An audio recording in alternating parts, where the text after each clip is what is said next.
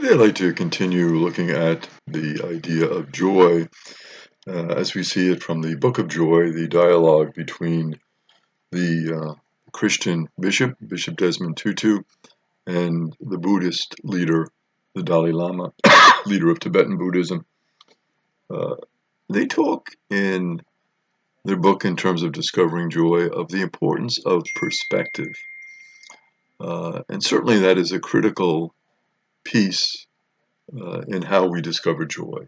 The perspective that we bring to various events in our lives. The Buddha reflects on this concept of perspective in the Dhammapada, his discourse on teaching.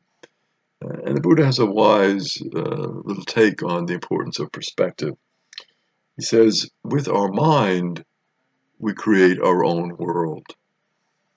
And the idea is that each of us has control over the world, the world that we make, the world that we create, and we do it through the power of our mind. We do it through our perspective that we bring to different events in our lives. And that perspective really influences our attitude towards different circumstances, different events that happen in our lives.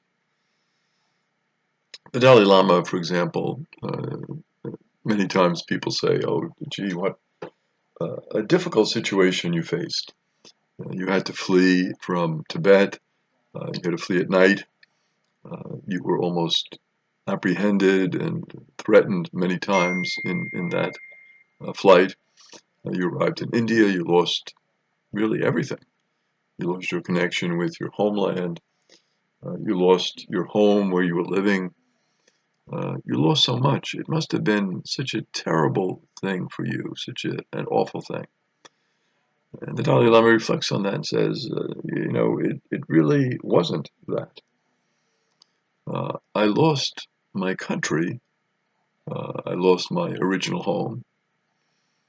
But the way I look at it is that it gave me an opportunity to grow as a person.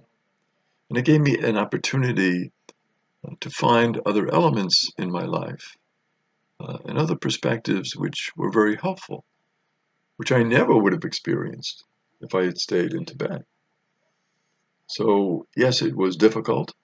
It was a transition. It was a change. But that change brought with it so many wonderful opportunities for me that have caused me to thrive and grow as a person in ways I never would have if I had remained in Tibet. So again, the perspective that we bring is so important, is so critical.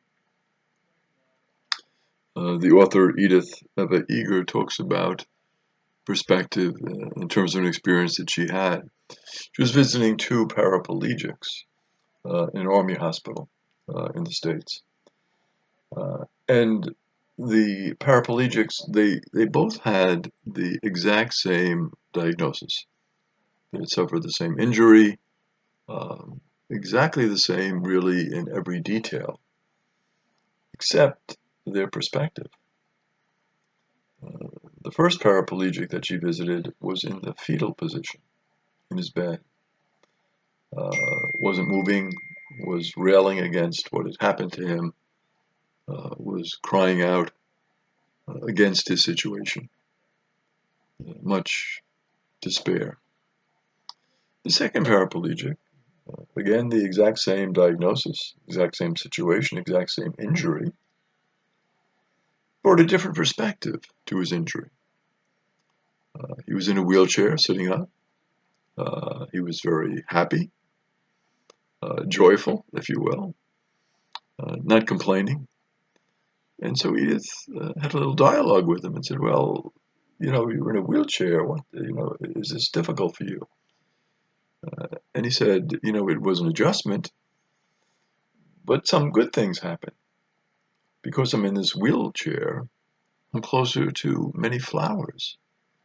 And I can smell the flowers a lot better. When I was walking, I would sometimes just go by the flowers and not take time to stop, to notice their beauty, and to smell them. And then also, because I'm in this wheelchair, with many of the children that I encounter, I can look at them right in the eye. I'm not looking down at them. I'm not looking beyond them. I'm encountering them. So as a matter of perspective, he felt, in some ways, he was better off as a result of his injury. So it's amazing. And she was shocked by this experience of two people, same injury, same diagnosis, same situation, getting the same opportunities for healing. But yet, these two individuals brought a completely different perspective to the situation. So, as the Buddha said, perspective is extremely important because with our mind, we are creating our own world.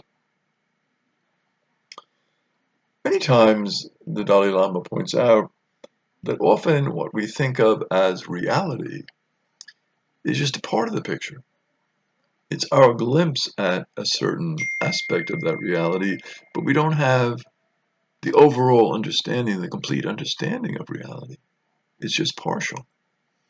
And so our openness to hear about other aspects of reality and other aspects of people's experience can be very healing and very illuminating for us.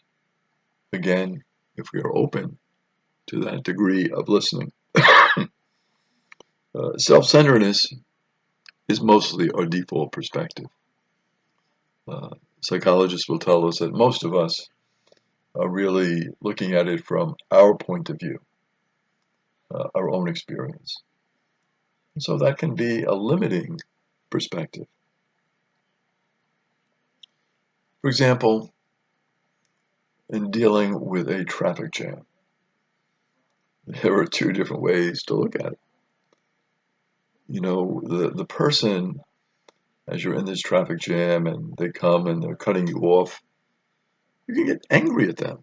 You get upset with them. What are they doing? They're cutting me off.